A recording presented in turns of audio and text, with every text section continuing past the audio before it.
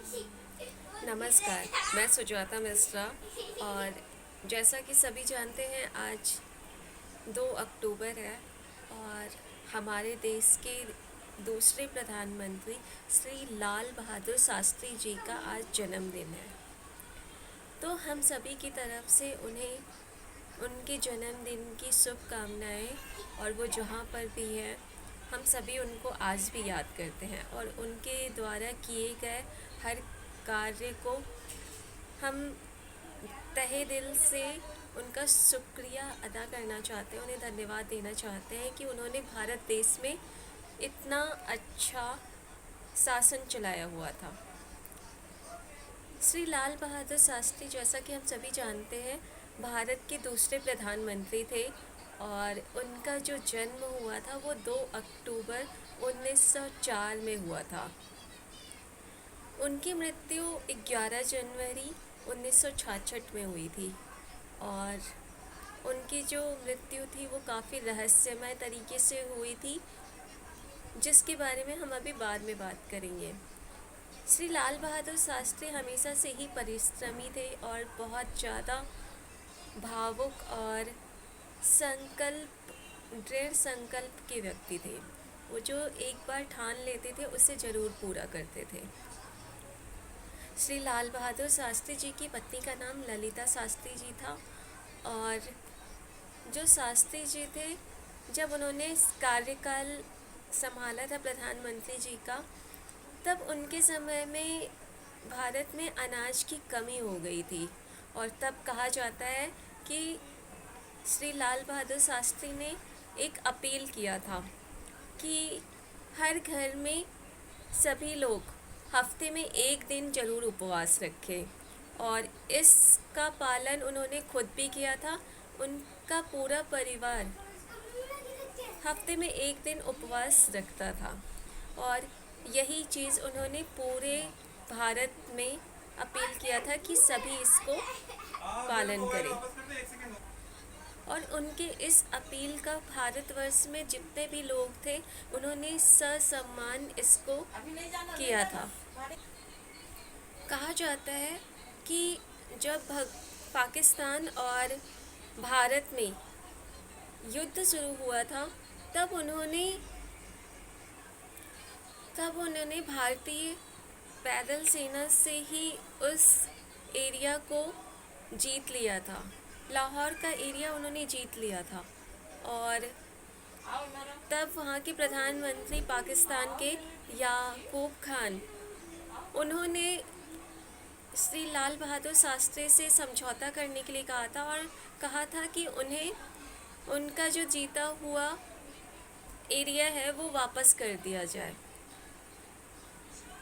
उसके लिए लाल बहादुर शास्त्री जी ने बिल्कुल ही मना कर दिया था, लेकिन फिर रूस और अमेरिका, जब वहाँ पे युद्ध चल रहा था, तो रूस और अमेरिका के कुछ यात्री वहाँ पे थे पाकिस्तान में, और तब उन्होंने कहा था कि कुछ समय के लिए युद्ध को रोक दिया जाए कि हम अपने जितने भी सिटीजन्स हैं अमेरिका और रूस के, उनको बाहर निकाल लें। तब कुछ समय के लिए युद्ध को रोक दिया गया था और उसी समय रूस की तरफ से उन्हें लाल बहादुर शास्त्री जी को ताशकंद बुलाया गया कि वो पाकिस्तान से समझौता कर ले और उसकी ज़मीन को वो वापस कर दें। पहले तो उन्होंने मना किया, लेकिन दबाव में आकर, रूस और अमेरिका के इंटरनेशनल दबाव में आकर, उन्हें रूस के राजधानी ताशकंद जाना पड़ा। और जब वे जानने के लिए तैयार हो रहे थे तो वो हमेशा अपनी पत्नी को साथ में लेकर जाते थे, लेकिन इस बार पहली बार हुआ था कि उनकी पत्नी को बहलाकर रोक दिया गया था, उन्हें उनके साथ नहीं जाने दिया गया। वो ताशकंद अपने एक मित्र के साथ ताशकंद गए थे और एक दिन के लिए। जैसे ही वहाँ पर समझौते के पेपर पर उन्होंने हस्ताक्षर कर दिए, उसके कुछ ही घंटे बाद उनकी मृत्यु की खबर आ गई थी। उनका किस परिस्थिति में और किस रहस्यमय स्थिति में ऐसी घटना हुई उनके साथ, क्योंकि उसके कुछ समय पहले वो बिल्कुल ठीक थे, बिल्कुल नॉर्मल थे, और उसके बाद उनकी मृत्यु की खबर आ चुकी थी। कहा जाता है कि उनका हार्ट अटैक से मृत्यु हुआ था, लेकिन उनके परिवार वालों की माने तो उनके परिवार में सभी लोगों का मानना है कि उनकी मृत्यु हार्ट अटैक से नहीं हुई थी, क्योंकि कुछ समय पहले ही उनकी वहाँ से बात हुई थी और वो बिल्कुल नॉर्मल थे। उनके शव का पोस्टमार्टम भी नहीं किया गया था, और उनके परिवार वालों ने कहा था कि उनकी बॉडी पर कुछ कट्स के निशान थे, और उनका जो पूरा बॉडी था वो नीला पड़ गया था।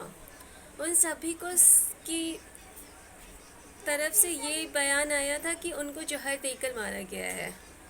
तो इस तरह से हम उनके बारे में पता ही नहीं चला कि उनकी मृत्यु कैसे हुई और क्यों हुई।